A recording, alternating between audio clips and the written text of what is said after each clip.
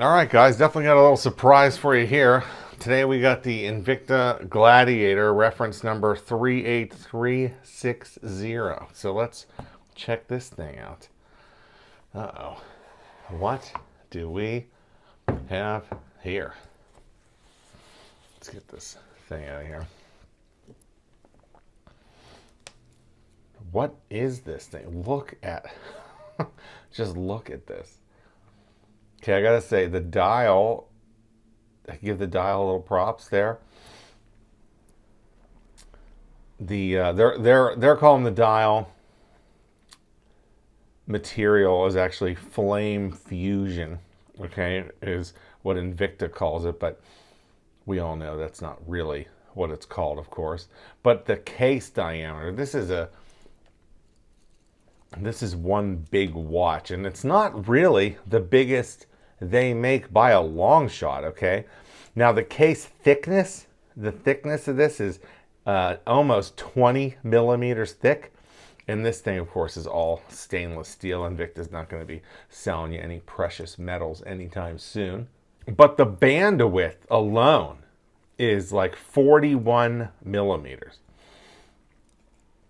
Now that is crazy to me, but I think they have that a little off. I think they're starting like up here, because let's show the watch I'm wearing now.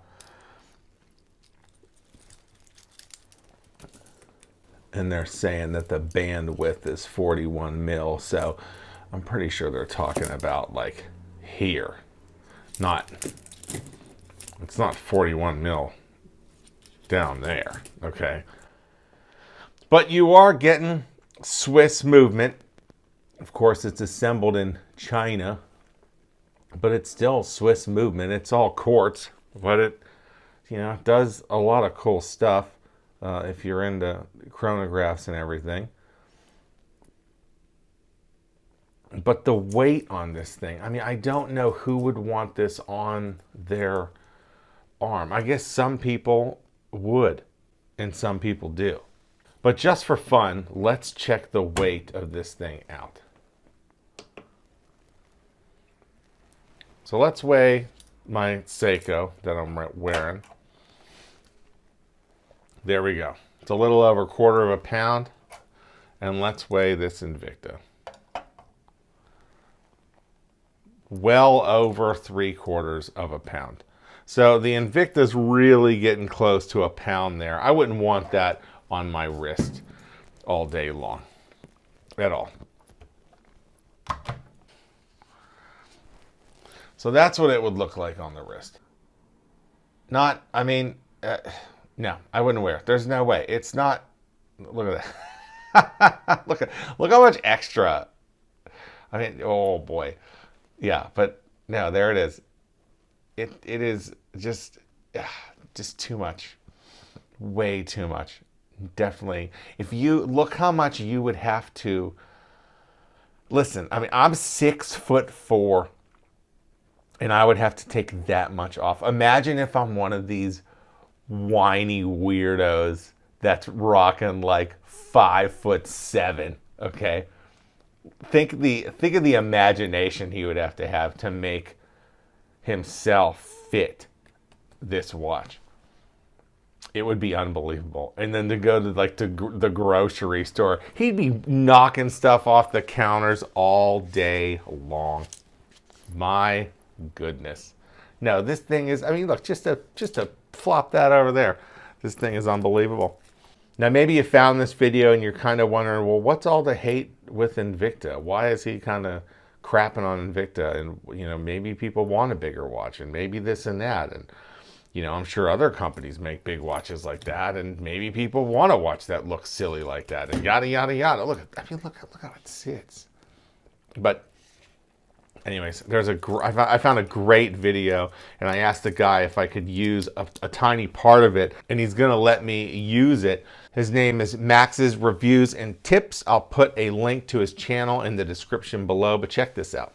I heard something hit the ground, and I noticed that it was the knob here that basically adjusts the time and everything else. So I thought it would screw back on, and of course it doesn't screw back on. So I go to the website and look up the warranty. The warranty only covers basically the movement inside the watch. So obviously they're not going to cover, this broken part. So they suggest that you pay shipping, you ship it to them. They'll give you a price on what it costs to fix, plus $28 for you to ship it back, that they're going to charge you. So the watch is $140. I'm going to guess they're going to charge me probably close to that to fix this. I watched a couple other reviews on YouTube where same thing. Their warranty department is not doing anything for the people. Now, don't you agree that that was a big pile of garbage? Because that's what Invicta does to people. They have a bad reputation for a reason. This would technically be part of the movement. If I unscrew this, it could flop out and fling. This is technically part of the movement, and they really screwed him over on that one. And he was a big Invicta fan. I think it's sad to see Max over there waste his money for all those years on a garbage company like Invicta. But that's just bit number 1 on Invicta today, okay? And again, once again, Max, really appreciate you helping me out there. But let's get back to this thing. I mean, this thing is horrendously ugly. I don't understand who would want something like this, right? You might be one of those people saying, well, who are you to say what people would like? Maybe a lot of people would like a watch like that. Oh, would they? Would they? Well, why don't we go check over at Amazon and let's see how many reviews this watch has on it. Well, checking over there now, it looks like this watch has 1 review. Quote, "This watch is a godsend. I got stranded on a remote island a few months back.